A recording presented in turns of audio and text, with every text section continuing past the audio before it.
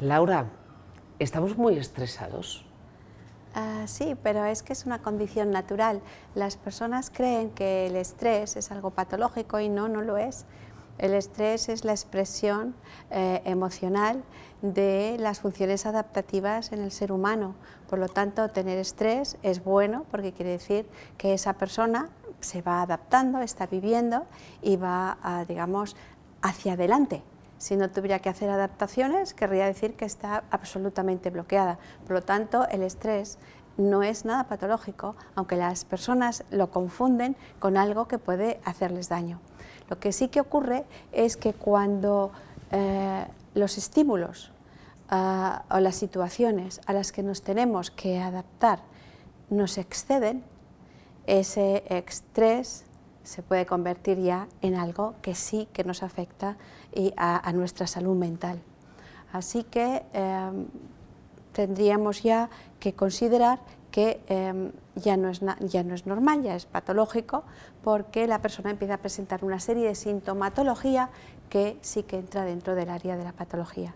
La línea entre el estrés normal, saludable incluso, o positivo, y el estrés patológico es muy delgada.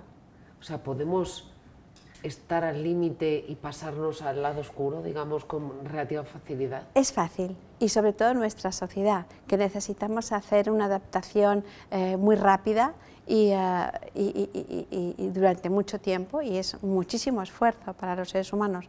Entonces sí, podemos sobrepasarla. Y quizás habría que diferenciar dos tipos de patología: lo que sería el estrés agudo, que es efectivamente cuando el estímulo es muy importante o nosotros vamos perdiendo facultades y perdemos capacidad para adaptarnos. Pero la característica más importante del envejecimiento es que vamos perdiendo la capacidad de adaptación. Las personas mayores se adaptan mucho peor a cualquier nueva situación que una persona joven. Bien, pues cuando nosotros perdemos capacidad de adaptación o bien el estímulo es excesivo, por ejemplo en nuestros tiempos trabajo excesivo, pues quizás esto nos lleva a unos límites en los que ya esa adaptación es un esfuerzo demasiado grande para nuestro organismo y empezamos a tener síntomas que nos afectan a nivel emocional. ¿Cómo reconocemos que tenemos o somos víctimas de un grado de estrés que es patológico, que nos puede crear problemas? ¿Cuáles son esos síntomas que diferencian lo bueno de lo malo, que hemos pasado al lado oscuro? Sí, pues hay varios síntomas, pero quizás lo más importante es cuando nosotros notamos que nuestro ánimo no es igual. Empezamos a estar decaídos, con un ánimo negativo. Nos levantamos de la cama y decimos: tengo todo el día por delante, qué poca ilusión, es que no me apetece nada, me han llamado los amigos, pero es que aunque les quiero un montón, pues no me apetece nada salir. ¿Pero eso es depresión o es estrés? Puede ser que sea estrés, estamos sobrepasados y cualquier esfuerzo de adaptación que tenemos que hacer ya no podemos, es demasiado para nosotros. Otros síntomas que nos pueden alertar es estar continuamente pensando en una determinada cosa. Por ejemplo, las personas que no piensan más que en el trabajo, no existe otra cosa, cuidado. O cuando tenemos ya síntomas de evitación, evitamos efectivamente cualquier cosa que requiera un poquito más de esfuerzo, lo evitamos. O estamos siempre en tensión, en estado de alerta, cualquier ruido, cualquier cosa nos hace sobrecogernos. Todos esos síntomas pueden hacernos pensar que nuestra capacidad de adaptación ha llegado a su límite y que probablemente hay que hacer algo para que esto no siga sucediendo.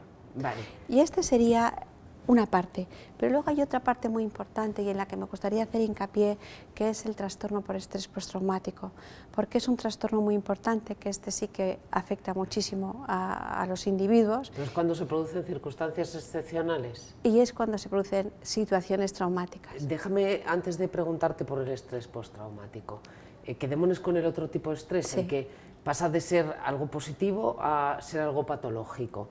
¿Cómo prevenir? ¿Cómo evitar cruzar esa línea? Porque de alguna manera está un poco en nuestras manos lo que hacemos o lo que nos dejamos que nos hagan.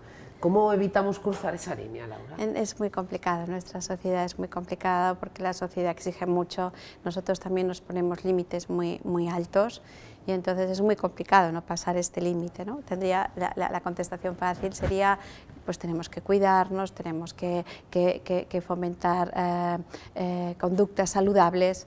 Bien, todo esto nos previene, alimentación, sueño, todo esto nos previene, pero es complicado en nuestra sociedad no extralimitarse y no pasar esa raya roja. Es muy fácil pasarla, lo que ocurre es que cuando la pasamos hay que poner atención y volver hacia atrás. Y cuando la pasamos, ¿siempre vamos a necesitar un tratamiento o no? No necesariamente, siempre? Nosotros notamos que no estamos bien y quizá ponemos un poquito de freno y podemos continuar. Otras veces no, otras veces las personas no se dan cuenta. ¿Cuándo necesitamos acudir a un profesional? ¿Cuándo necesitamos ir a un psiquiatra que nos ayude? Pues cuando estos síntomas que aparecen empiezan a interferir seriamente en el desarrollo de nuestra vida cotidiana. En ese momento hay que plantearse que algo hay que hacer. Cuando dejamos de hacer cosas o... Claro. Interfiere en nosotros mismos, en las cosas que hacemos o también en nuestro entorno. Entonces ahí hay que plantearse que algo está pasando, hay que frenar y también replantearse si aún frenando estos síntomas persisten, pues esto hay que intentar resolverlo. ¿El tratamiento es farmacológico? Hay tratamiento farmacológico, pero no siempre. El tratamiento psicoterápico, si hay tiempo para ello, y la prevención, sobre todo. El conocer lo que nos puede pasar, probablemente las medidas de prevención son las más eficaces. Vamos al estrés postraumático. Como su propio nombre indica, es un estrés que se origina en un fuerte trauma, o no necesariamente tiene que ser fuerte, porque la medida del trauma quizás es más subjetiva. Es que depende, es muy subjetivo, el trauma es muy subjetivo. Entonces puede haber microtraumas, pequeños traumas que se van repitiendo, y eso también es digamos, muy perjudicial y muy patológico. En realidad, este trastorno se produce cuando el individuo no puede elaborar emocionalmente lo que le ha pasado, y puede ser cualquier cosa. Puede ser un accidente, puede ser un abandono, pueden ser malos tratos, de los que ahora se habla tanto. Pues cuando el individuo no es capaz de elaborar emocionalmente, no es que no se pueda adaptar, no es que, porque en los malos tratos hay personas que se adaptan al maltrato, pero a lo mejor emocionalmente no lo pueden asimilar.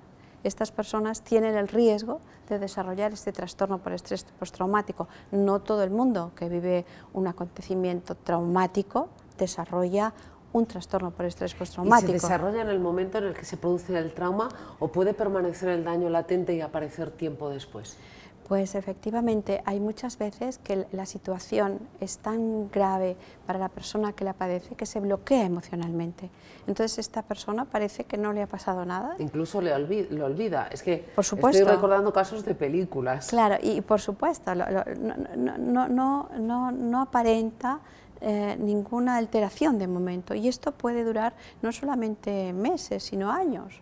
Este trastorno se empezó a estudiar en los años 80 y fue a raíz de las observaciones que se hacía en los veteranos de Vietnam. Eran excombatientes que volvían a casa, estaban normales, y a cabo de un tiempo empezaban a desarrollar una sintomatología muy extraña, que en ese momento no se sabía bien a qué se debía, y a base de estudiarles se dieron cuenta que eran personas que habían sufrido graves traumas en combate, que en ese momento se habían bloqueado, habían seguido hacia adelante, y al cabo del tiempo, cuando pasaba algo que les recordaba mínimamente a ese suceso que les traumatizó, desarrollaban la sintomatología traumática. ¿Cómo se puede ayudar a una persona de tu entorno que tiene una enfermedad como esa? ¿Es una enfermedad que tiene cura? Hay que identificarla, sí, por supuestísimo que tiene cura, pero hay que identificarla, porque muchas veces el trastorno pasa completamente desapercibido, sobre todo si aparece al cabo de mucho tiempo del hecho traumático. Y en muchas personas, por ejemplo, que han sufrido malos tratos en la infancia, se adaptaron, vivieron, tiraron adelante, y de repente en la edad adulta, a raíz de alguna situación que les recuerda esto que vivieron, empiezan a desarrollar estos síntomas, que entonces es a veces muy difícil de identificar. De hecho, se piensa que hay una gran población que padece este trastorno, pero sin embargo está enmascarado. por los síntomas o porque muchas veces también se presenta en comorbilidad con otros trastornos. Una persona que tiene un trauma grave a lo mejor al cabo de un tiempo desarrolla una depresión o algún síntoma psicosomático, y todo esto va enmascarando realmente el verdadero cuadro que hay detrás, que es el trastorno. Es importantísimo identificar, alertar a la población de que esto sucede, porque sí que son trastornos mentales que alteran muchísimo el desarrollo de la vida de las personas que los padecen, y si no son conscientes, pues claro, tampoco hacen nada por tratarlo. Pero es que de algún otro modo todos hemos sufrido un trauma, todos hemos tenido miedo un día, todos hemos perdido a algo o a alguien Sí, que emocionalmente nos ha afectado mucho, todos hemos sentido frustración por algo. ¿Cuándo nos ha causado un trauma? ¿Cuándo no? ¿Cuándo sabemos si lo hemos superado o cuándo si ha dejado una huella ahí que va a hacer daño en el futuro? Claro, claro, esto es difícil de identificar, es muy difícil. De hecho, muchas personas que sufren situaciones realmente traumáticas nunca desarrollan un trastorno porque tenían suficientes capacidades para elaborar ese duelo terrible y seguir hacia adelante. Pero siempre, no todas las personas que tienen una situación han debido enfrentarse a ello. Sí, o se han puede adaptado. permanecer ahí latente durante toda la vida. No, sobre todo, si no lo han podido enfrentar emocionalmente, no lo han superado. Pero puede que no les vuelva a crear problemas, o siempre les va a crear problemas. Sí, si ha habido un bloqueo emocional, antes o después saldrá. Lo que ocurre es que hay personas que sufren una situación catastrófica, pero la pueden elaborar emocionalmente, son capaces de elaborarla. Hay personas que tienen esa fortaleza y hay otras personas que no. En realidad también sabemos que las personas que, por ejemplo, padecen otros trastornos psiquiátricos, es más fácil que desarrollen un trastorno por estrés postraumático. Depende mucho de si este trastorno está provocado por causas naturales o por la mano del hombre. No es lo mismo sufrir un accidente de tráfico que un atentado, por ejemplo. Claro. Un atentado traumatiza mucho más. Todas las cosas que provoca el hombre, todas las catástrofes que provoca el hombre son muchísimo más traumáticas. ¿Por qué? Pues porque, claro... ¿Porque son voluntarias? Claro, porque son voluntarias y porque que otro ser humano te haga daño te impresiona mucho más que no que te lo haga la naturaleza. Al mismo tiempo también es muy importante, digamos, el apoyo social que las personas traumatizadas tienen.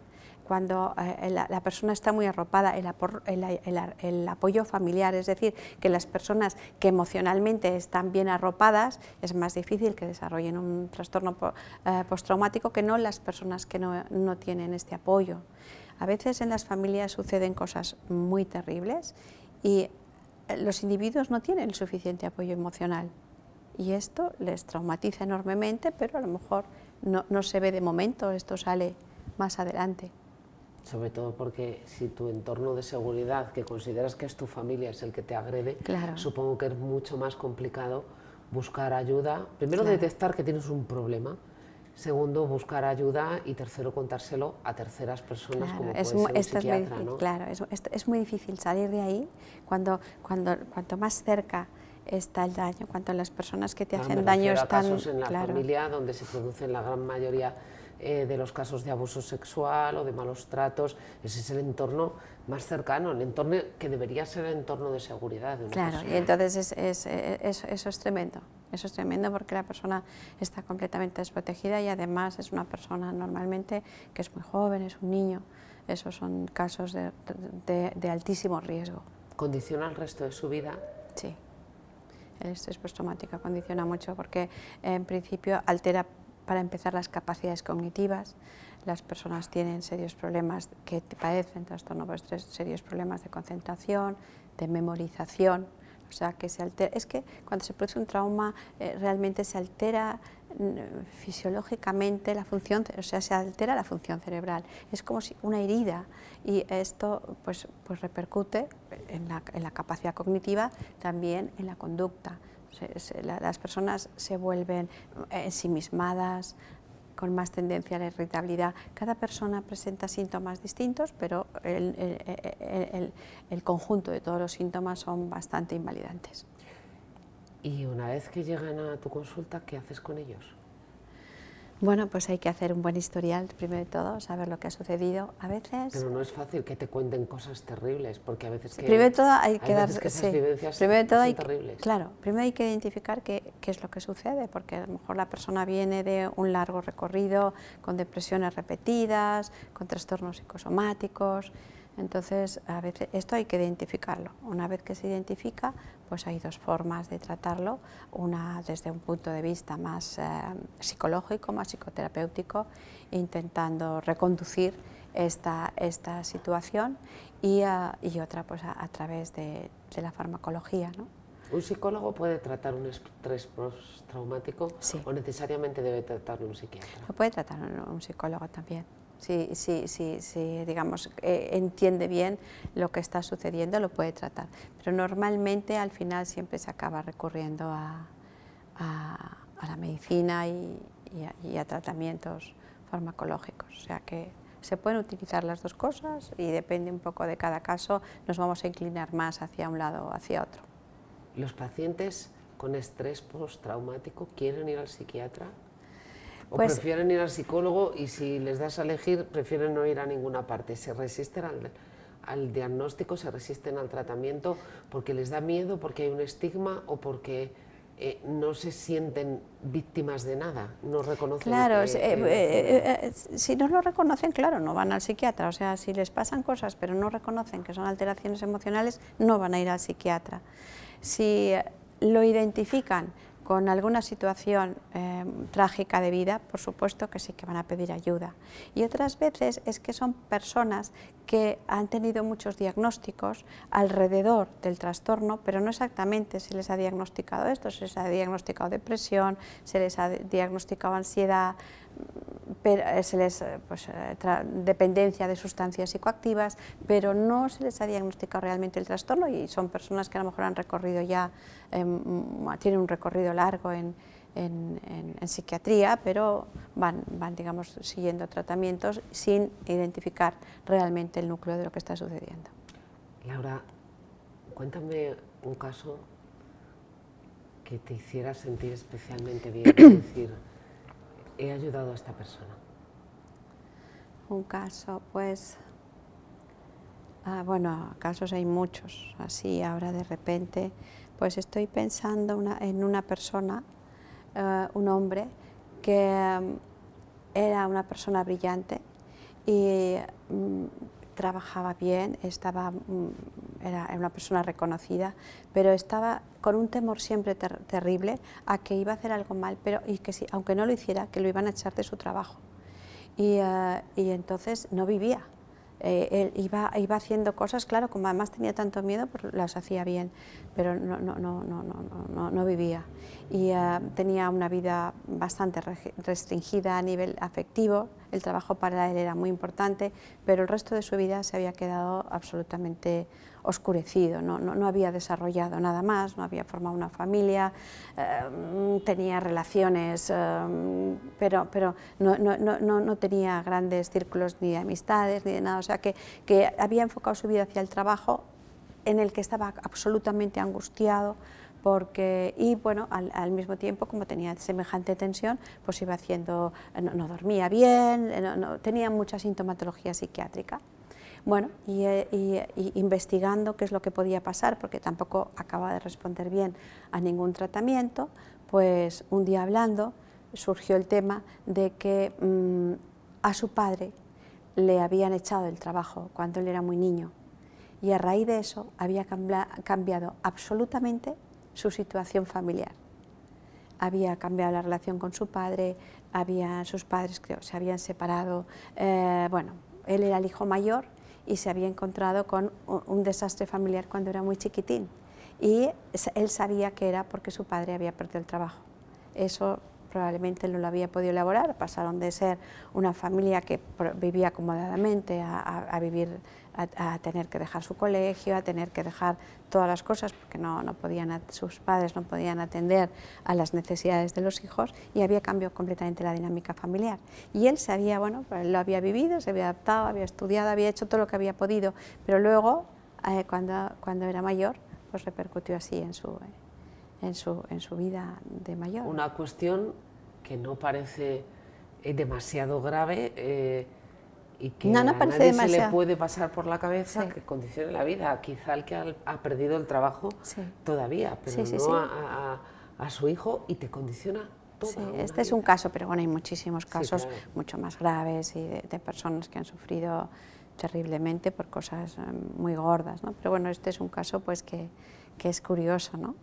Porque efectivamente, a raíz de empezar a trabajar eso que le había sucedido cuando era muy niño, pues empezó a mejorar y empezó a perder el miedo al trabajo y empezó a salir hacia adelante. Sí, sí, ese Tú caso sales era de curioso. la consulta, cierras la puerta y dejas ahí dentro los problemas de los demás para poder vivir con tranquilidad. Sí, procuro sí. Porque no es fácil ser un profesional de la psiquiatría en la sociedad en la que vivimos. ¿Os sentís más reconocidos ahora, sobre todo después del COVID, después del confinamiento? No en nos el que sentimos se habla nada de la salud mental y de la necesidad. ¿No os sentís reconocidos? No, yo creo que no demasiado, porque se habla mucho de salud mental, pero no sé si detrás de esto está la psiquiatría, porque la psiquiatría se asocia más con alteraciones, con pérdidas de la realidad, con la locura, pero no se asocia tanto con el malestar emocional, con las alteraciones de conducta. Esto se asocia más a la psicología, ¿no? Entonces, bueno, pues yo creo que los psiquiatras seguimos siendo un poco los grandes desconocidos, incluso dentro de la medicina. Nuestros propios compañeros, cuando un paciente tiene algún efecto secundario y está tomando una medicación psiquiátrica, inmediatamente piensan que es algo de lo que están tomando de psiquiatría. Así que sí, no es fácil. No. Bueno, pues a lo mejor esto os ayuda a que os conozcan un poquito Sí, mejor, ¿no? esperemos que sí. Eso queremos. Gracias, Laura. A vosotros.